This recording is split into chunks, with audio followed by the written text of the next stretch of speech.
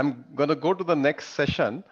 I would like to invite Namrata Rao. She is product manager, Ekstep Foundation.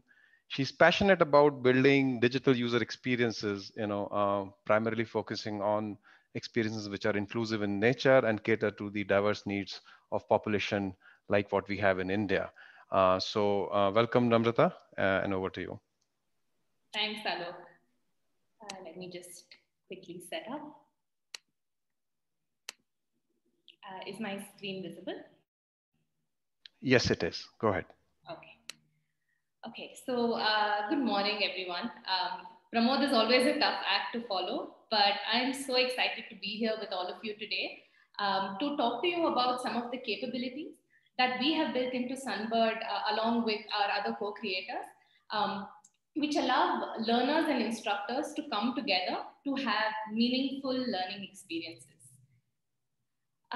So I think you would have heard this word diversity mentioned increasingly in Pramod's talk. Right? The learning environments are inherently diverse. There is the diversity of demographics. So there are public schools, private schools. You have students from tier 1, tier 2, tier 3 cities. There are adults trying to upskill themselves. There are children, primary school children who are trying to learn. And that's the diversity of demographic that I'm talking about.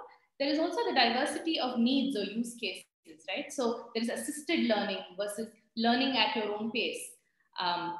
Then there is the diversity of access to resources, whether that resources are money, people, institutions, any of that, right? And then there's the diversity of solutions that are available in the market for various needs, whether physical or digital solutions. So if we sort of zoom out, there is a generalized use case that is emerging, and Pramod has touched upon this quite heavily, so I'm not going to go into it more. This is applicable to any learning environment, and there are three key personas, three scenarios, helping others learn and managing the learning journey. And there are two interactions, that of learning and administration. And the improvement loop, that core improvement loop, which is virtuous, intertwined, is right there at the center, right? So I'm going to keep coming back to this as I talk you through the capabilities. The loop being learn, interact, do, and sense, right? And this is across all the three key actors in the ecosystem. Thus, the core challenge has been, and we've been grappling with this when we started out in this journey, how do we build consumer interfaces and capabilities that are targetedly solving the problems of that core learner, right? Whether that core learner is a student sitting in Tirupur in Tamil Nadu trying to learn algebra, or that learner is, let's say, a health worker who is trying to figure out how to use PPE during the COVID pandemic.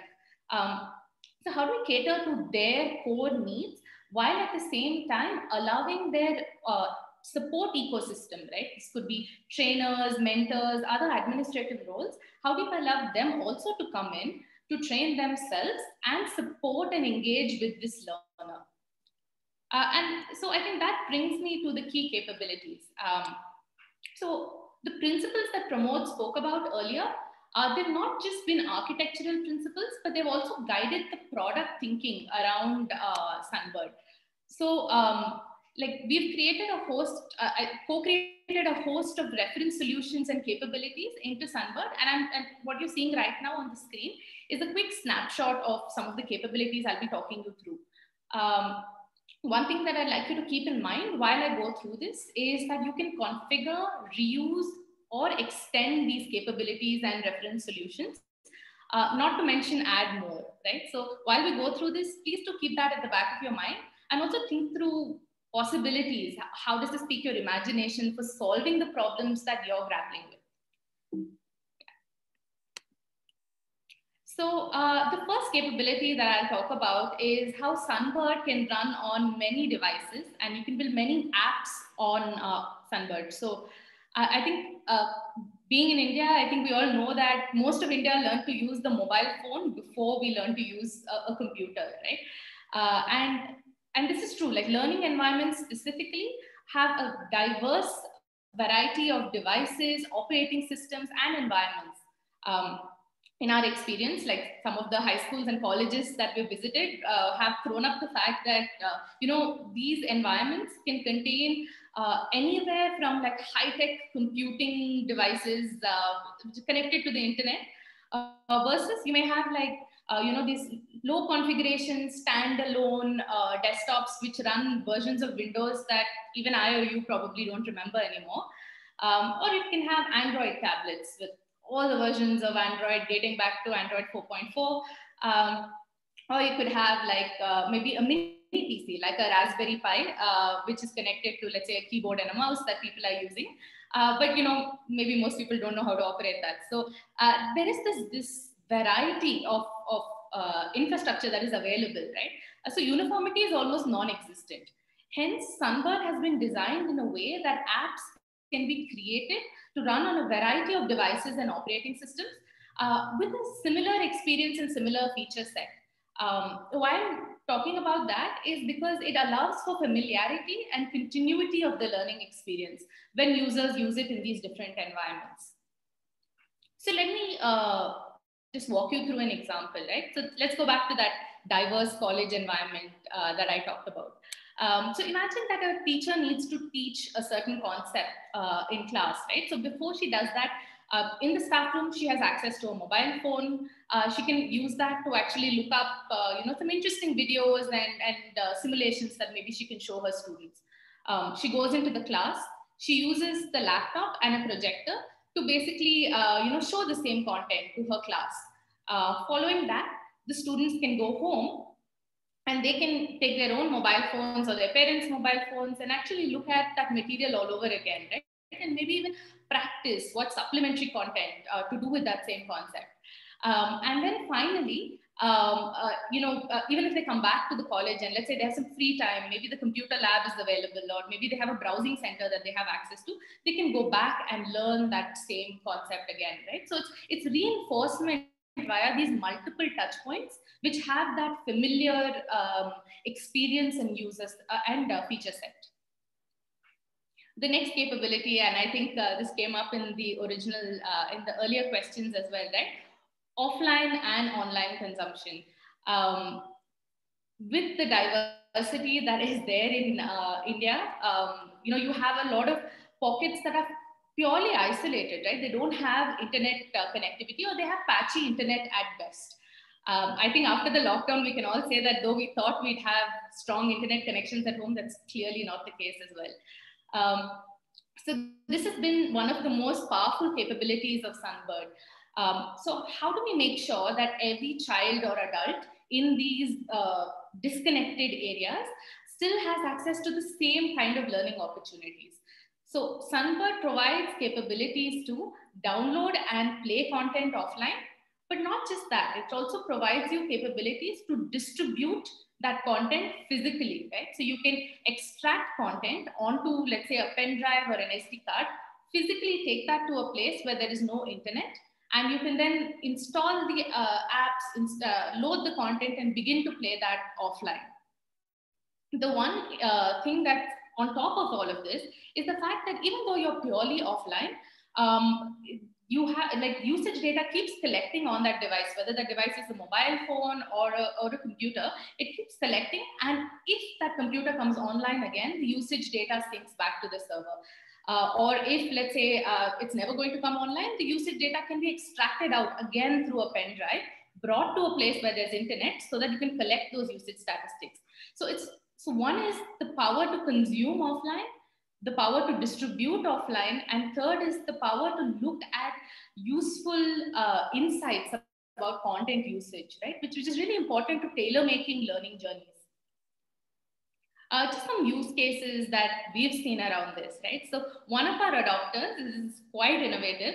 What they've done is in their company bus, they have gone ahead and installed like these Raspberry Pi devices on which courses are loaded. So commuters on the bus can actually use, have an instance of Sunbird, which they have as a mobile app running on their phones, using which they download those courses and they can do them offline in that commute journey, which sounds pretty cool if you think about it, right? You're not spending any of your data on this, and you can use that time effectively. Some other examples are coaching centers can conduct mock exams without worrying about setting up internet in those places, where students can come in, take those mock exams. And they can have local dashboards configured to see the scores of each of the students. Another possible use case is think about like the power of distribution, right? Small scale shops like the mobile shops that we have in India, which distribute some amount of content, they can be sources to actually share like educational content. The next capability that I will talk about is localization, right? Which is a critical part of the learning experience. So the content as well as the interfaces that are on Sunbird are built to be multilingual first. And we also have capabilities like basically if you look at languages like Urdu, which need to be read right to left, it allows the interface to basically move to that kind of a mode as well. In a country, so this capability is again a little interesting, because I think in a country like US, you may assume that most of the learners have devices of their own, but in India, that's far from being the reality. So devices are often shared. So for example, there may be a household with 2 parents and 2 children, but there may be only one mobile phone, right? And both the kids need the opportunity to learn equally. So they may need to share that device.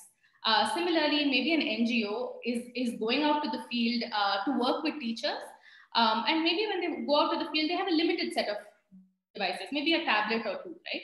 So the ability for multiple users to use the same device for multiple learning experiences is critical, right? So Sunbird has the capability to allow users to create multiple profiles, and they can switch between them.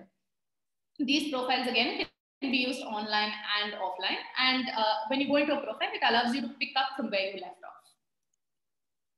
Okay. The next capability that I'm going to talk about is theming as a core capability of Sunbird. So the styles and layouts that are present in Sunbird, in the Sunbird interfaces of the reference solutions, are completely externalized.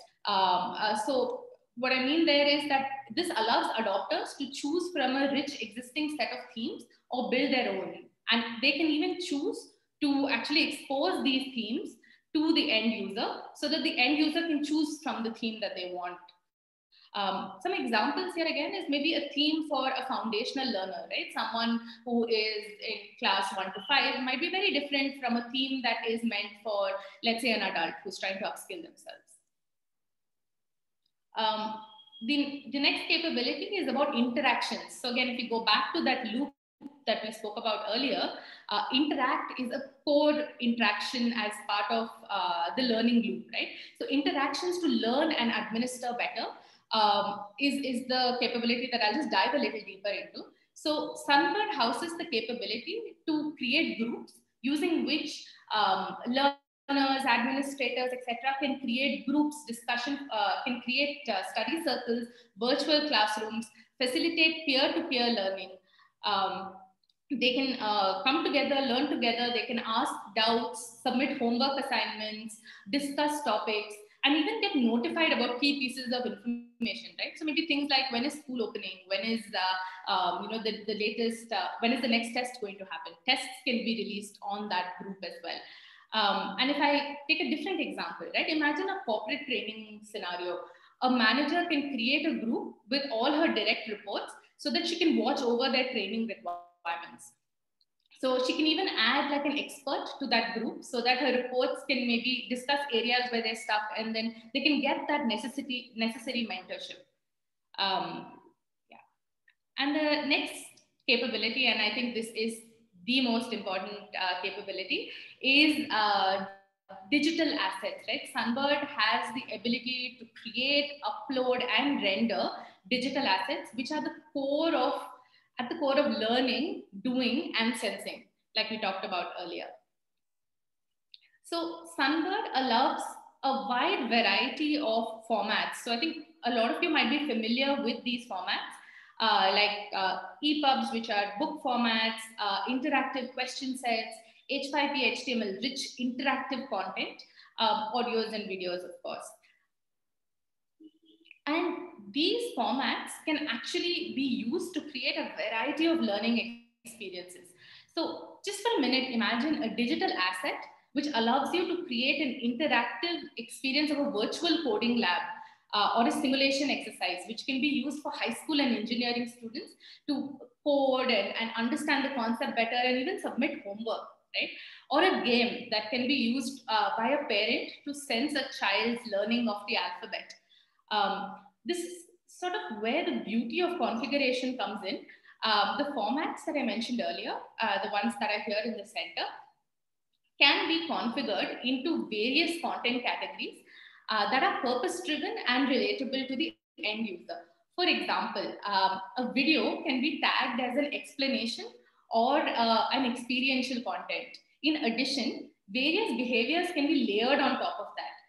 So for example, maybe there's a survey, right, which is inherently a question set, a set of questions. A survey which is taken by an administrator may need to be open for multiple entries. Whereas if you look at maybe a quiz, it has to be timed. Maybe it has a award that will be given at the end, and maybe there's just one attempt, right? These are both configurations of the same interactive question set. And the later session will be talking about this a little bit more. And all of these assets can also be packaged together in a variety of ways, right? So they can be organized to create those structured learning experiences. So for example, explanation videos and maybe a test and a quick interactive game can be bundled together and offered to the user as a course. Or it could be offered to the user as a playlist, right? So these are the different ways in which you can package content so that it gives the user that journey.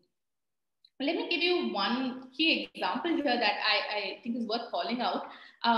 One of our adopters were trying to ensure coherence of learning during the pandemic. So what they did is they created content, they created videos and audio files, and they put it up on the radio and on television so that students who can't go to school can now sit and actually like listen to or watch these lessons, right? But the same content was actually streamed off an instance of Sunbird so that it is available for those who need to look at it asynchronously, right? The issue with putting it on television or radio is that it's bound to a certain time. And so what they did is they uploaded it on the instance as well, packaged it as a TV lesson or as a podcast and put it up, which meant that it was easy to discover because students were coming on board to discover TV lessons, right? And it improved their reach overall. Again, the subsequent talk will touch upon this a lot more. So with this diverse pool of assets and content that's available, and you have so many personas coming in, right? Each with their own goals and needs. What becomes absolutely critical is that there is the ability to solve for their specific needs, right? How do we get them their most relevant content? So I'm going to touch upon those content discovery mechanisms next.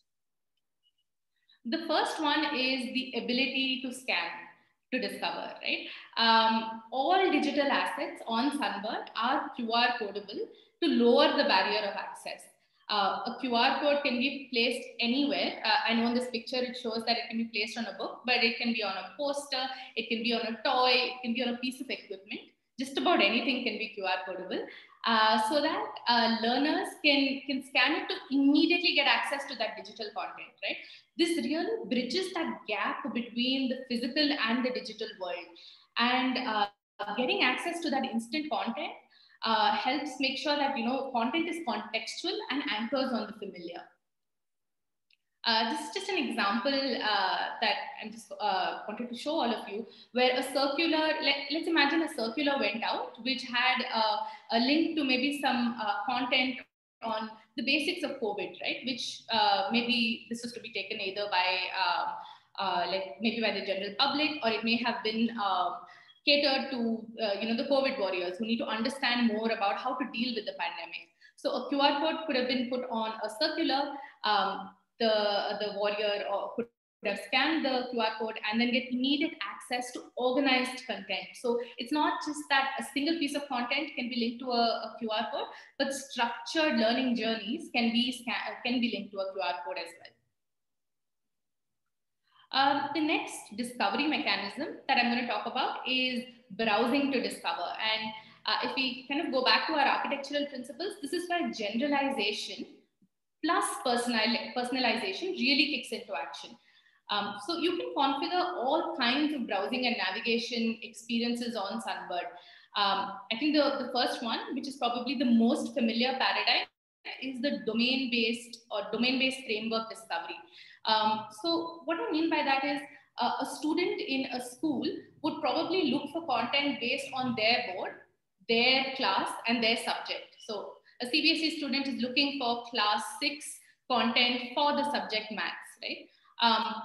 Whereas maybe if you look at an administrative role, like maybe a district official, that user may be looking for projects or tasks that need to be acted upon by his jurisdiction, which means that they're looking for content that belongs to their state, their district, and is tagged to that purpose, right? The purpose that they are trying to achieve.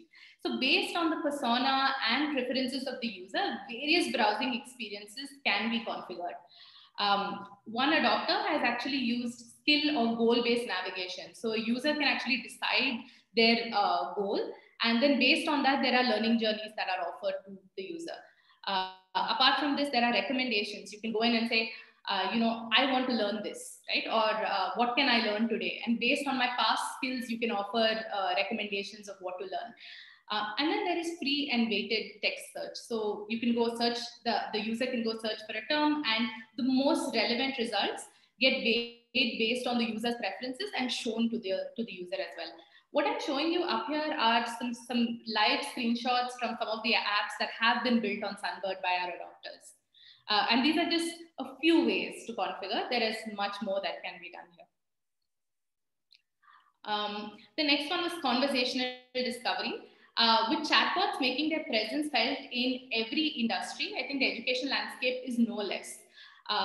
The chatbot can be configured to have its own set of navigation experiences. For example, they can be guided navigation, they can be queries in free text.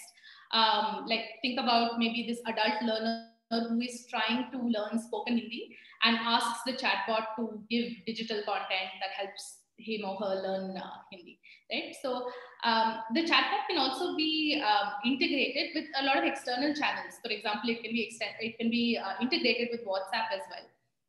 This particular capability is really exciting for all of us because asking questions is a very fundamental way of learning, right? And imagine the power of being able to ask and in time get results that match what you're really looking for. And also using that to sense, the patterns of what is the country asking for, what is my user base asking for, to then tailor make real content that solves those needs. So all of these capabilities in terms of discovery that I've talked to you so far is because of the capability that Sunbird has to do content organization. So you can organize content by domain specific frameworks, like content can be organized by curriculum as an example. It can be categorized by purpose. So what is this for? Is this to explain something? Is this to practice? Is this to test something? And it can be targeted to a persona, like it can be targeted to students, or it can be targeted to teachers in a specific state and district who have a set of preferences. So the possibilities are almost endless. When the learner puts in that effort to learn, make progress and achieve those learning outcomes, these become skills that stick with them for the years to come, thus rewarding the user or the learner for their effort with a sort of proof of learning becomes almost invaluable for the learning experience. So one way of doing this is through digital credentials. So so when a user, let's say, completes a course and so they've acquired that skill, they can receive maybe a certificate or a badge, which is digitally signed, instantly verifiable, and based on them having achieved that merit. These credentials stay tied to the user's profile and can be downloaded. For example, the certificate can be downloaded and you can have it physically just like a regular certificate that you would. These e-credentials can also be tied to certain criteria. For example, it can be given out for the top 10 winners of a quiz, or maybe it can be given out to those learners who score above 80% on the course. So again, completely configurable.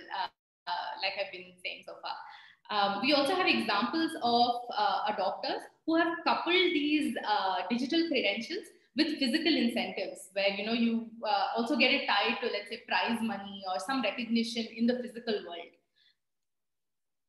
And these credentials or skills that you've accomplished can then go into what we call the digital learning passbook. So do you remember that one plastic file that we all carry with us, which has all our certificates stacked up neatly? It must be somewhere in some bureau somewhere in our house. And it's probably the first thing that we'll grab on the way out if our house ever caught fire. So that's what the digital learning passbook is, right? But in the digital form.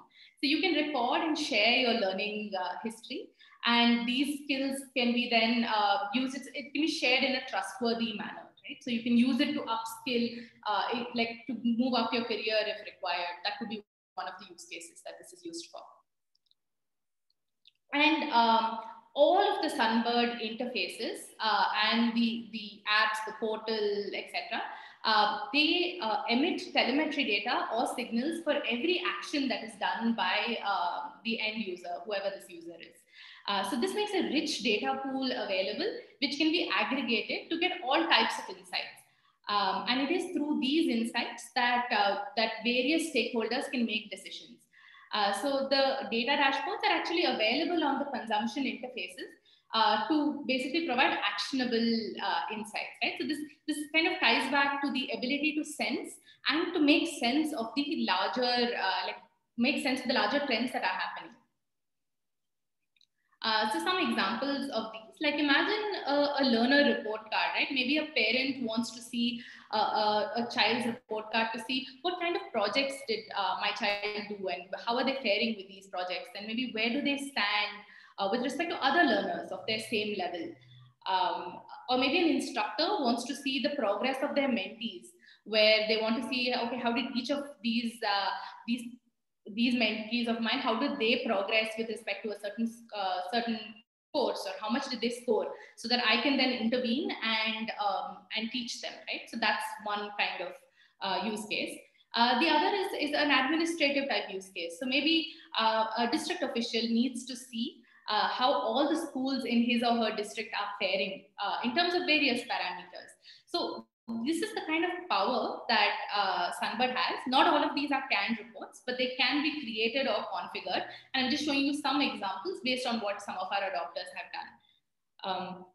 But even with that data, right, another interesting example that just comes to mind is all of this data gets aggregated and is available for higher level insights as well, right? So maybe learning outcomes over time, because all these different learners are taking tests and studying, all of this can be aggregated to understand what are the key problem areas that students seem to be struggling with, so that timely intervention can be taken. Sometimes this timely intervention has to be done much earlier, right? A student may be struggling at the 9th standard because the concept at the 4th standard is not clear enough. So all of this can come out with the power of data that these consumption interfaces continue to emit. And with all the data that gets collected, I cannot stress upon this enough. One critical capability at the forefront of Sunbird is data empowerment via informed consent.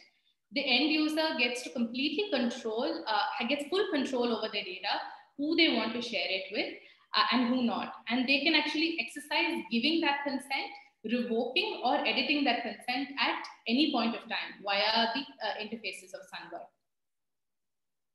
So all the capabilities that I've been talking about so far have been stitched together to create reference apps. So there is a mobile app, a web app, and a desktop app that enable the following workflows. So I'll just very quickly walk you through that. So the reference apps allow you to onboard and to allow learners to onboard, set preferences.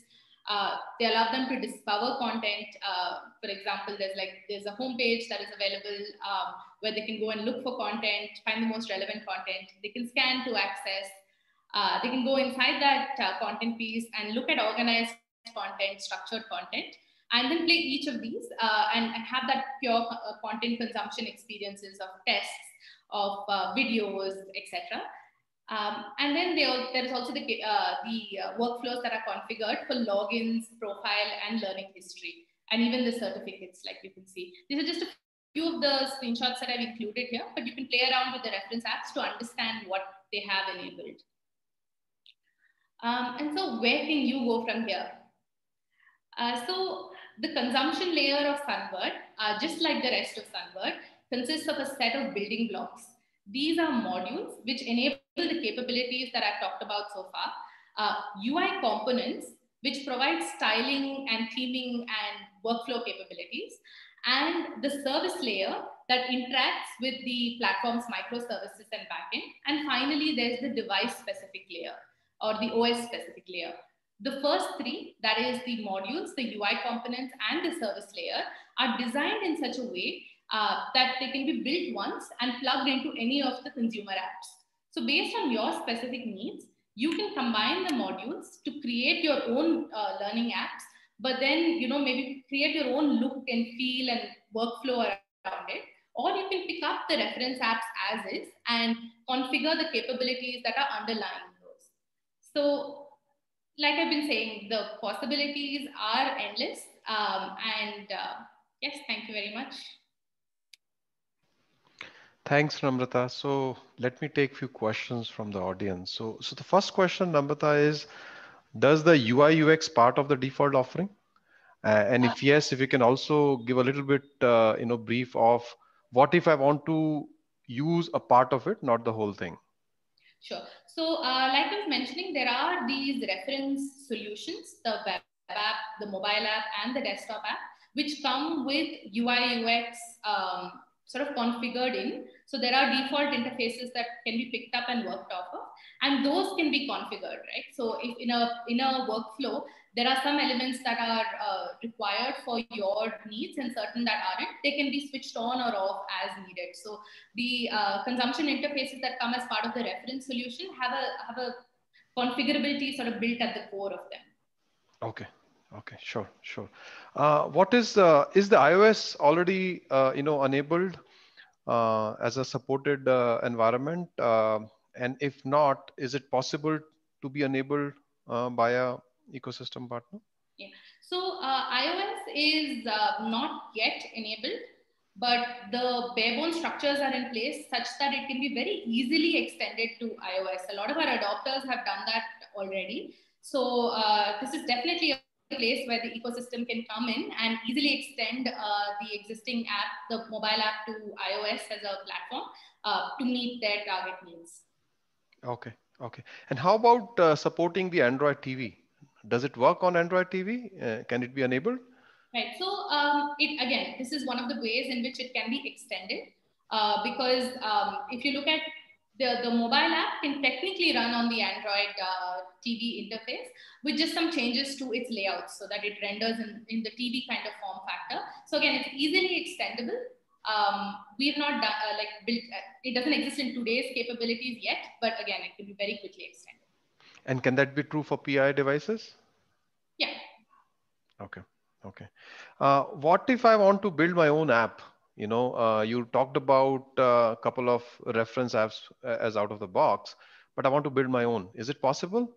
Yeah, absolutely. I think the modules that were that I had called out in my last slide can be picked up and packaged together with a custom UI, UX, and workflows on top of it, right? So that is absolutely possible. That's what a lot of our adopters have actually done so far for them. Okay. You talked about, how the offline capabilities enabled, as part of the infrastructure, Sunbird infrastructure, and how it is very relevant in context to the, users, especially in India, where mobile is the first device, computing device in most of the people's hand, and internet may not be a reality always. But that also basically conflicts with the limited capacity in terms of space available on the mobile. How do you handle that? What have we enabled in Sunbird to cater to that? So one thing is the apps themselves, the reference apps that we've built, they are fairly lightweight, which means that the skeleton of the app actually takes very limited amount of space on the user's device. So it's only the content at the end of the day that ends up taking some amount of space, right? There are capabilities on Sunbird which allow the user to actually take control of how they want to manage their space. So they can, for example, let's say they're on the desktop app, they can choose to keep their content on any drive on the desktop, including an external drive. Similarly, on a mobile phone, the mobile app can read content from an SD card, right? So it doesn't have to necessarily take the space of the core storage space of that particular phone. So those kinds of capabilities are enabled because people in India with devices are definitely space conscious.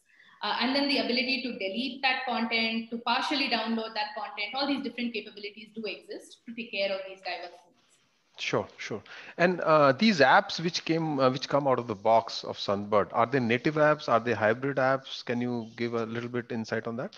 So they are hybrid applications. They are not native applications. And that's one of the things that allows us the power to share common interfaces and experiences across all these different layers, right? Whether it's the desktop app, the web app, or the mobile app, they have very common consumption experiences. And as an adopter as well, if you create a workflow once, you can reuse it across these different interfaces, right? Which would be much harder to do if you had native applications. Okay, okay. How about live teaching? With the pandemic going on, there's a lot of disruption, whether it is students, whether it is adult learning or teaching, where you need to connect virtually. So does Sunbird allow live teaching sessions? Can it be enabled? So not right now, but it can be enabled. And some of our adopters have done that as well. I think Pramod sort of touched upon this earlier as well, right? You can take these different channels that each of these use cases have, like maybe Zoom or a Google Hangout or any of these, or WebEx, and they can be easily integrated into Sunbird in order to make live teaching happening. But the thing to kind of call out, I think, is that asynchronous learning is definitely one of the things that is the need of the hour. So when we take that forward, it has to be kept in mind with both angles, right? How do you enable live classes, but also at the same time allow that content to be consumed asynchronously if one doesn't have access to the internet or to the device at that point of time. Can you maybe elaborate that a little bit to see if there are any insights which you have learned in terms of the behaviors and the patterns of of a user's focus at any given point of time, the duration which they actively engage online? Yeah, so I think some of what our data has shown us, as well as the research that we've done, has indicated that we've primarily done this research with teachers and students, and we've seen that they tend to process bite-sized content, so maybe around 12 minutes of content on average in one sitting with full focused attention, right? So our average session times that we tend to see is roughly at around 12 minutes. It's also given the fluctuation of internet, right, which I think even most of us are now facing. It's a reasonable amount of time to be able to get a good piece of content that you can digest, and then you can come back to it a little later. So we see learning broken into various micro sort of interactions, those micro cycles where they bite-sized. Bite-sized, 12 minutes at a time. Okay. Okay. Sounds good. So that drives me to the next question. The question is, you talked about courses. So when you want to use a course construct, as an adopter, you have a certain need. Can I create a course where it will have multiple bite size, as you referred, content, and yet I can start with the course without having content first? Do I need to have content ready before I can even start the course? Is there any limitation? There are no limitations of that sort. So you can start a course with just a table of contents for that specific course. But again, for it to be of value to the end consumer, there will have to be at least a module that is released as part of that course, right? So some content, maybe just an introduction video or something that is added as part of that course.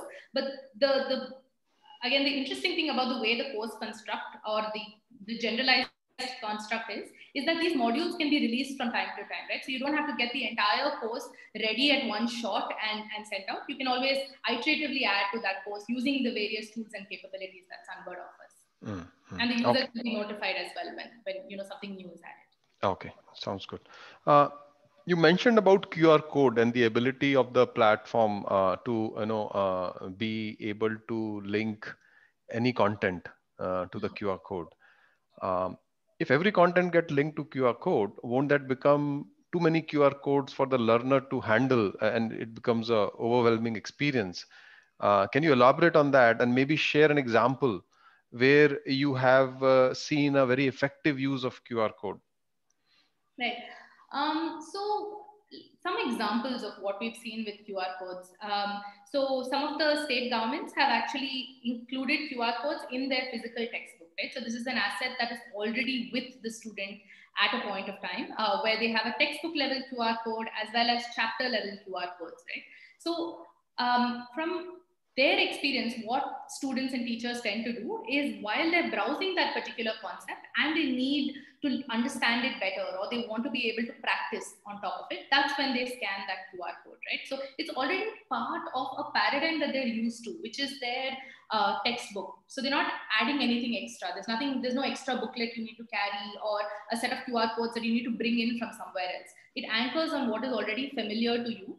And so you just, as part of that learning journey that you're already used to, you can just scan and pick it up and move from there. So that's one example of how it has been used effectively in a way that doesn't overwhelm the users. Okay. Um, you talked about micro learnings. Is there a support for micro learnings where push notification and reminders can be used effectively? Oh, absolutely. So any of the consumption apps that are built off of Sunbird do have the capabilities to send push notifications.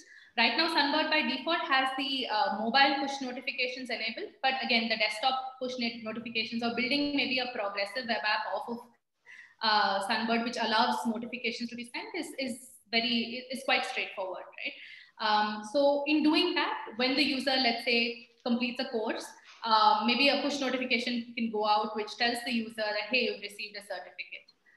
Or maybe there's an updated module that has come out. It can be very contextual, or you've been added to the group, your teacher has assigned you something.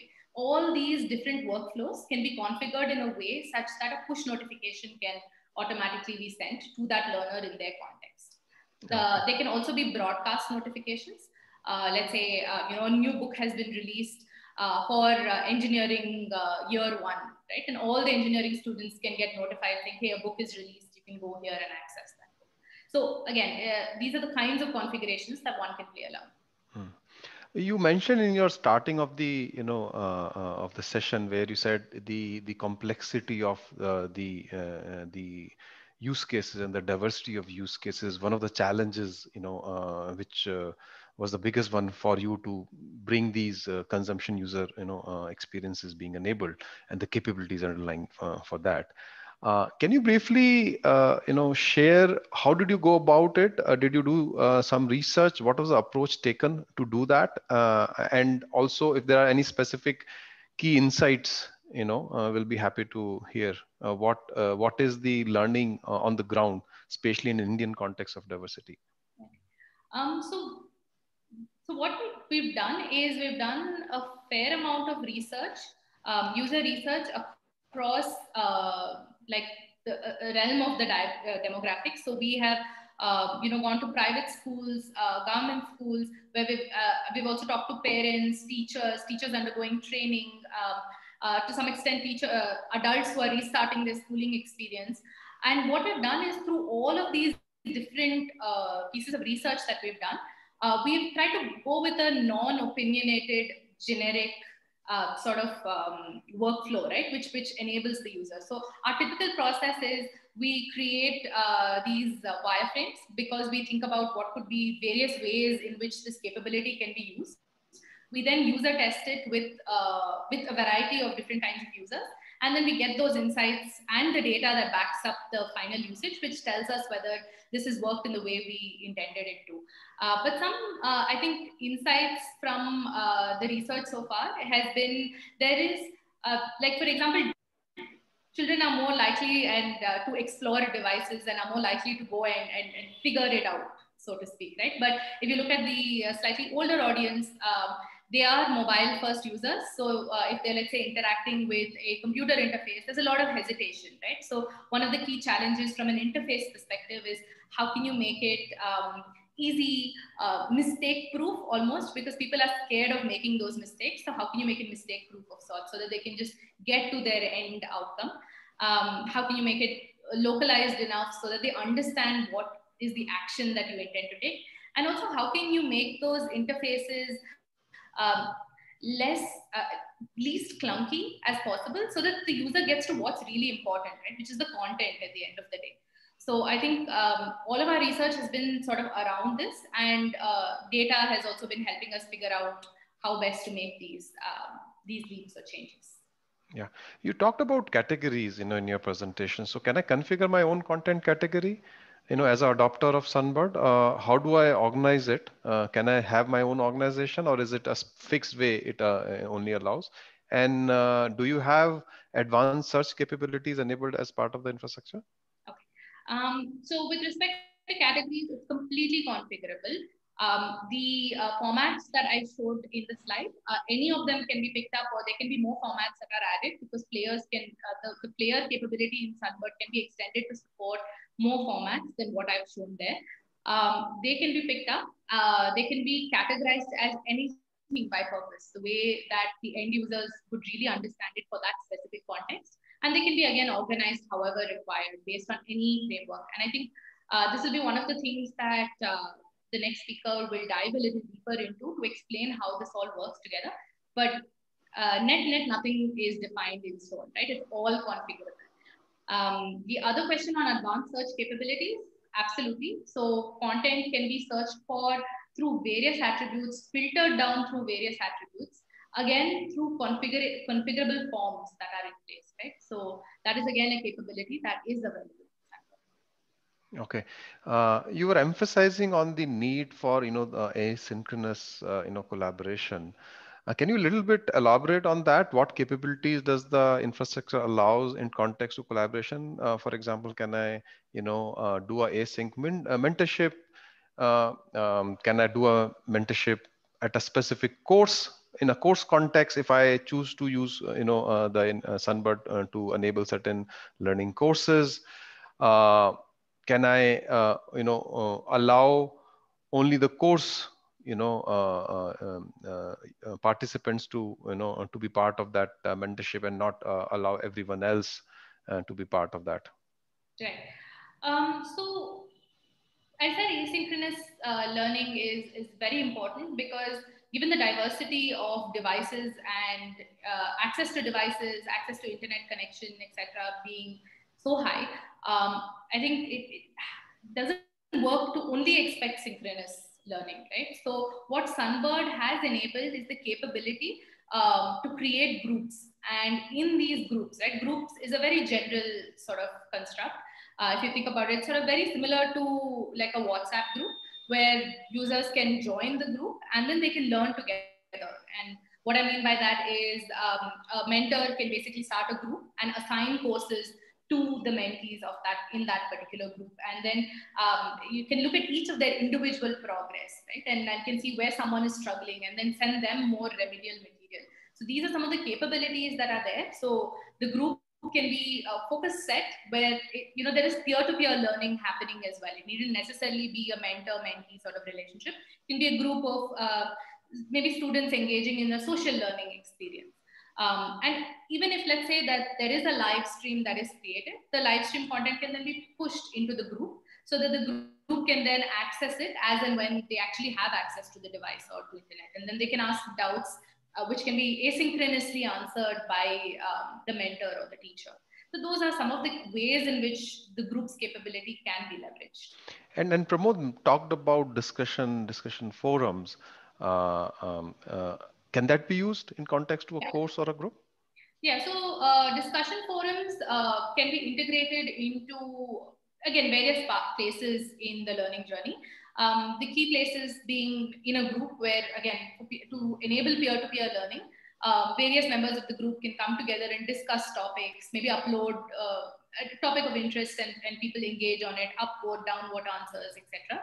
or it can be in the paradigm of a course, right? So let's say that maybe there is an India-wide course that has been launched for all teachers. And we've seen one of our adopters do this, where everyone has to come on board, all teachers have to come on board and take that course. And that course is for a short duration, right? It's maybe just open for like 5 to 7 days.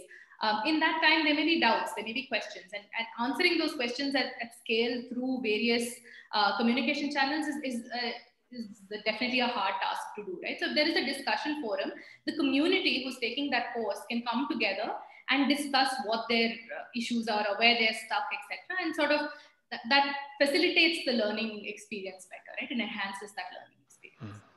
Yeah, okay. Actually, one of the audience shared another example of a QR code. So I think I'll just read it out. So in COVID on Diksha, we have used QR codes as an entry point to iGot COVID courses for ASHA workers, nurses, and doctors. They downloaded the app to go through the rest of the courses. So just sharing it, I think, for the rest of the audience as another example of QR code usage. One more question. You talked about, desktop app um, as one of the apps being available. Can you elaborate on any possible use cases where it is a relevant need which is getting addressed? Mm-hmm. If I want to use it for my own domain and for my own use case, can I customize it? Do I have access to the source code of that? Yeah, absolutely, you do.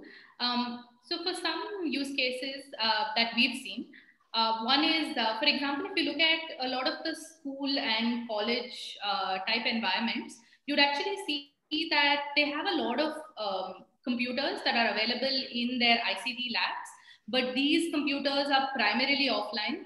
They tend to run like maybe Windows 7 or one of the lower operating systems. And they're actually purposefully kept offline because they don't want students to be distracted by the other things that internet connection can bring in, right? So in such scenarios, imagine a teacher wanting to assess whether students really understood a concept. So what she can do is she can take the students to the lab, give them tests on the Sunbird instance that is running off the app, and then she can actually have students do the test and watch through local dashboards, watch the score that is coming up, right? So these are ways in which it can be configured, extended, and used. So that's one kind of a capability. The other could be, let's say that, let's say you have a computer with you, but no access to the internet. So there can be like one community center where content is being dispersed. Let's say this content is on social distancing or one of the challenges that's happening in that community. So people can go in with their computer, load the content onto the computer, bring the laptop back, and then actually use that to learn or teach another group of students. So I think the possibilities are endless. Currently, the reference solutions run off of Windows and Linux. But again, it's very easy to run it off other versions as well as required. Okay. And if, the apps which you talked about, whether it's mobile, whether it is portal web app or the desktop app, can you also elaborate? There's a question, how can I use some of these, options in a school context and in a school environment? Okay. So there are various ways in which it can be used. I'm assuming the question is how can it specifically be used inside the realms of a school? Is that yeah, I believe so. Yeah. Yeah. Okay. So there are various ways in which we've seen adopters use it. So for example, one of the ways is that teachers, if they have access to the internet, load up the web portal on laptops connected to a projector or to a television, and then broadcast teach the entire class.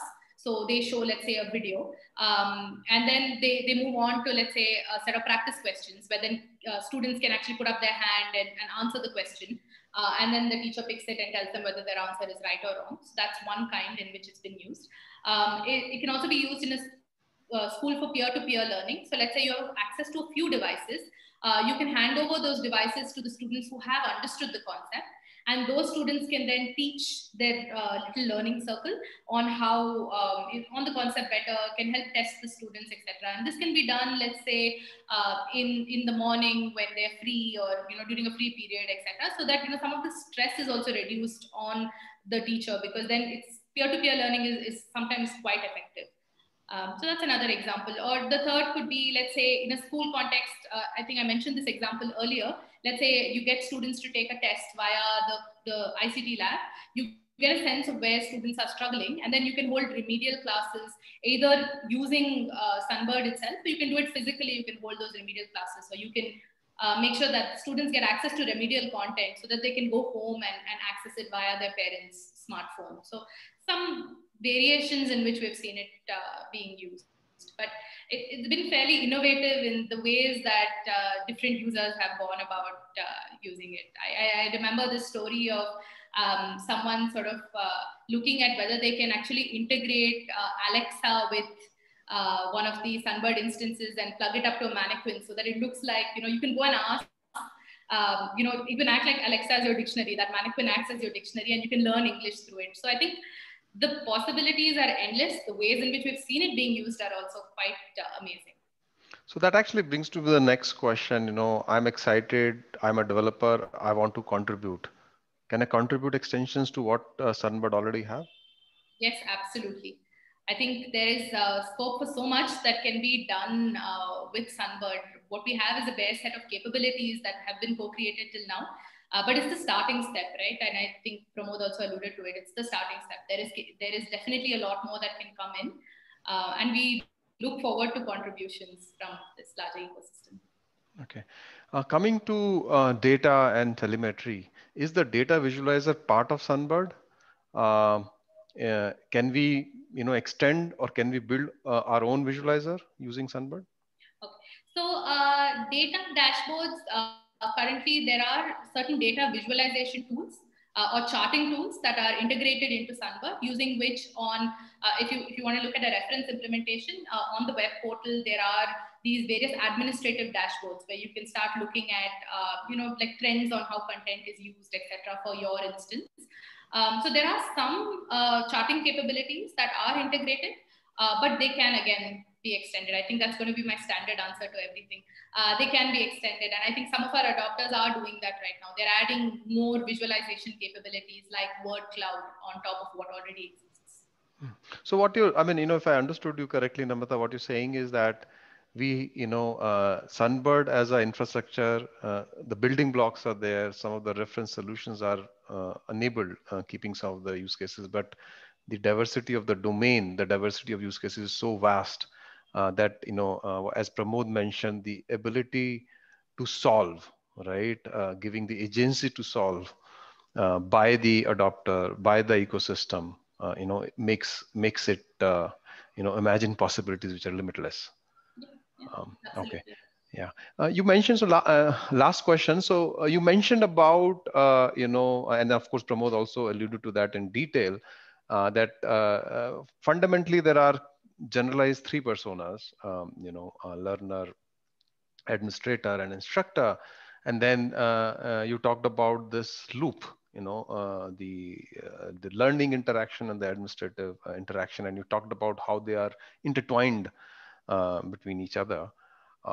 You talked about various capabilities enabled, but are there any workflows which are enabled as part of your reference solution, which really, allow me as an adopter to use them out of the box with no or minimal, changes to truly, to truly use the infrastructure to make those interactions being realized on the ground in my domain context?